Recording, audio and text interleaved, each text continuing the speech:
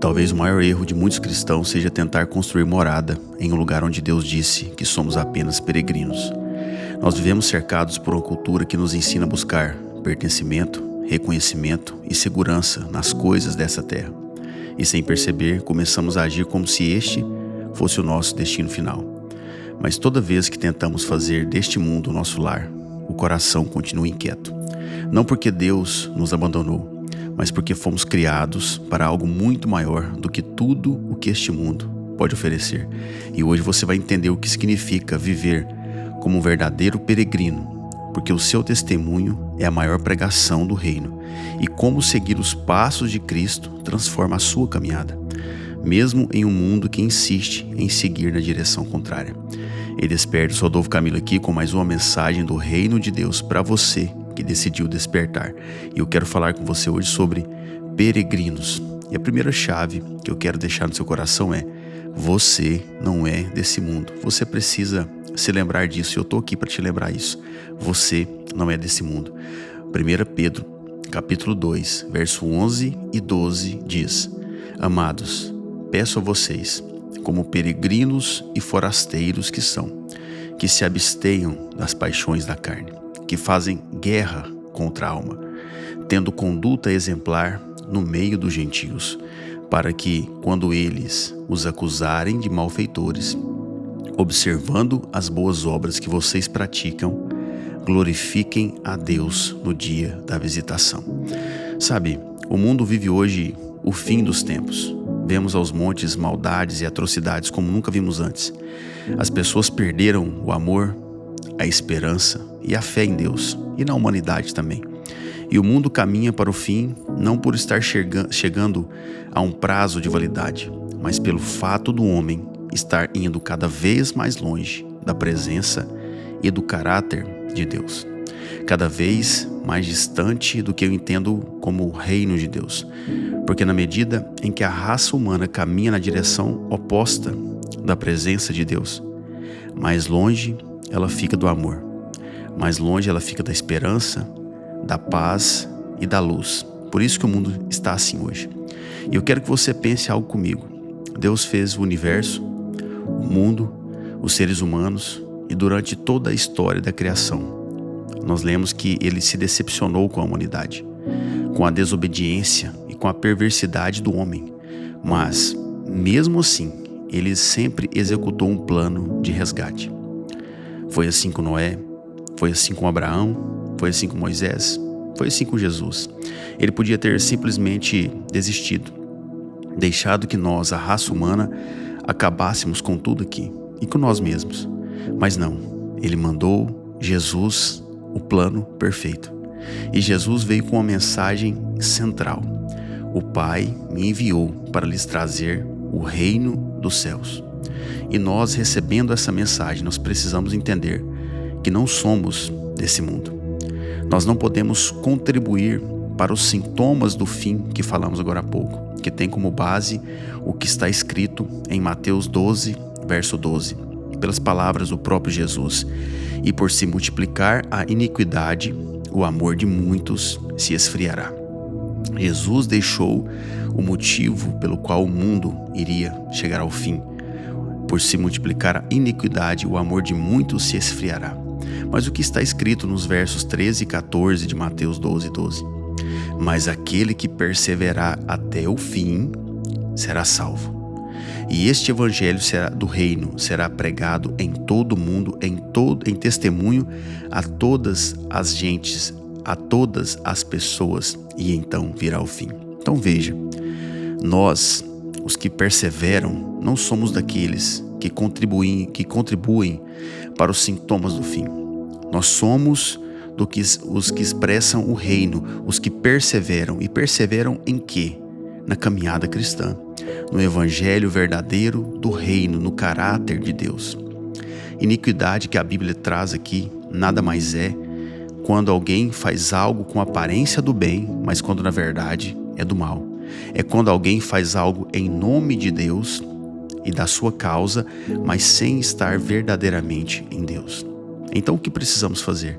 Entender que somos peregrinos, forasteiros, como lemos no começo, aqui nesse mundo, mas não somos daqui. E por isso, nada nesse mundo vai nos preencher por completo. Nada nesse mundo vai nos dar uma paz de espírito. E que tudo isso que vivemos aqui é só uma passagem, uma preparação para a eternidade. Você está sendo preparado. Como C.S. Lewis disse, quando descubro em mim um desejo que nada nesta terra pode preencher, então a única explicação lógica é que fui criado para um outro mundo. Olha que linda essa frase. Quando descubro em mim um desejo que nada nessa terra pode preencher, então a única explicação lógica é que fui criado para um outro mundo. Então decida viver hoje o reino de Deus. Seja uma pessoa grata, seja uma pessoa feliz, seja uma pessoa que fala a verdade, seja uma pessoa satisfeita com a vida, porque Deus é mais glorificado quando estamos satisfeitos nele. Viva isso. Mas nós somos realmente peregrinos, se entendemos que não somos daqui. Existe uma pergunta inevitável: como o mundo consegue reconhecer que pertencemos ao reino de Deus, se não apenas pelas palavras que dizemos? Como? E aí entramos na segunda chave. Seja um testemunho exemplar do reino. Seja um testemunho exemplar do reino. O que está escrito no versículo que lemos no início? 1 Pedro 2, verso 11. Peço a vocês, como peregrinos e forasteiros que são, que se abstenham das paixões da carne, que fazem guerra contra a alma. Você vê que existe uma guerra dentro de você. E no verso 12 ele diz: tendo uma conduta exemplar no meio dos gentios. Tendo uma conduta exemplar, para que quando eles os acusarem, observem as boas obras que vocês praticam e glorifiquem a Deus. No verso 15 diz o seguinte: porque assim é a vontade de Deus. Sabe a vontade de Deus que você quer tanto conhecer? A Bíblia diz: porque assim é a vontade de Deus, que pela prática do bem, vocês silenciem a ignorância dos insensatos. O que isso quer dizer? Que eu e você, nós precisamos ser o exemplo, o reflexo do reino. A palavra exemplo tem em seu significado original algo que é tirado para fora de um conjunto maior para ser usado como modelo, como uma amostra. E é exatamente isso que eu e você precisamos ser. Uma amostra de como funciona o reino de Deus. E não há como fazermos isso somente por palavras. Nós precisamos ter uma vida que eu tanto falo aqui, uma vida coerente com a fé e com a mensagem que carregamos. Como eu falo sempre, coerência não é perfeição. Deus não cobra perfeição de você. Até porque o aperfeiçoamento é feito por Ele mesmo à medida que você caminha com Ele, até chegarmos na eternidade. Mas Ele espera que eu e você, como diz a palavra, pela prática do bem, tenhamos um bom testemunho, para que possamos silenciar, sem palavras, a ignorância dos insensatos. Lembra do que Jesus disse, que lemos agora há pouco: mas aquele que perseverar até o fim será salvo, e esse evangelho será pregado em todo o mundo a todas as pessoas, e então virá o fim. O evangelho do reino será pregado em todo o mundo. De que forma? De que forma ele será pregado? Não há como pregarmos o evangelho do reino somente por palavras. Nós precisamos vivê-lo. E é por isso que hoje encontramos tantas pessoas que já não acreditam mais na igreja, no evangelho e em Deus. Porque elas, olhando de fora, sabe, muitas dessas pessoas não viram um bom testemunho. Elas viram o que chamam de pequenas igrejas, grandes negócios. Viram pessoas com uma excelente oratória, ótimas em reunir pessoas e organizar eventos, mas péssimas em viver o que pregam. Pessoas sem coração. É só você andar por aí, você vai começar a conversar com pessoas e vai descobrir qual é a ótica das pessoas que estão fora do reino. Qual é a ótica que elas têm de Deus? Qual é a ótica que elas têm dos cristãos? Sabe? Mas que eu e você sejamos aqueles que pela prática, pelo bom testemunho de vida, preguemos o reino de Deus. Porque nos revelamos ao mundo não pelo que falamos, mas pela forma que vivemos. Sabe, a gente precisava se lembrar disso aqui todo dia. Nós nos revelamos ao mundo não pelo que falamos, mas pela forma que vivemos. E viver como peregrino não significa apenas pensar diferente. Significa aprender a caminhar com alguém que já caminhou antes de nós, Jesus. E é aí que tudo ganha sentido. E entramos na terceira chave para encerrarmos. Siga os passos de Cristo. Ele é o nosso pastor. Ele é o nosso pastor. 1 Pedro 2, verso 1, 23 diz: porque para isto mesmo vocês foram chamados, pois também Cristo sofreu no lugar de vocês, deixando exemplo, olha aí de novo, deixando exemplo para que vocês sigam seus passos. Ele não cometeu pecado, não foi encontrado engano em sua boca, pois ele, quando insultado, não revidava com insultos. Quando maltratado, não fazia ameaças, mas se entregava àquele que julga retamente. Meu irmão, minha irmã, siga os passos de Jesus. Para seguir os passos de Jesus, você precisa manter os olhos nele. Ele nos convidou para essa vida no reino. Ele sofreu e aceitou todos os insultos e tipos de sofrimentos possíveis para que eu e você viéssemos a saber que era possível passar por aqui, sem perder a entrada no reino. Ele nunca fez nada de errado, não disse nada de errado para aqueles que estavam insultando. Ele foi xingado, zombado, mas não reagiu. Ele sofreu em silêncio, calado, contente em deixar Deus acertar as coisas por ele. É isso que eu e você precisamos fazer, deixar Deus acertar as coisas por nós, não reagir, não ter a justiça própria da terra, mas buscar a justiça do céu, olhar para Ele. Então não precisa, sabe, você não precisa ficar aí sofrendo excessivamente pelas coisas que lhe acontecem. Não adianta você tentar fazer a sua justiça, se defender, se debater. Deixe que Deus resolva as coisas em sua vida.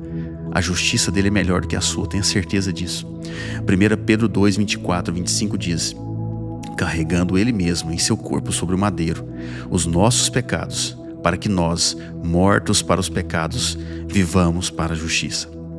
Pelas feridas dele vocês foram sarados, porque vocês estavam desgarrados como ovelhas. Agora, porém, se converteram ao pastor e bispo da alma de vocês. Tudo que Jesus fez foi para que, pudéssemos ter uma vida livre do pecado e acesso ao reino do seu Pai.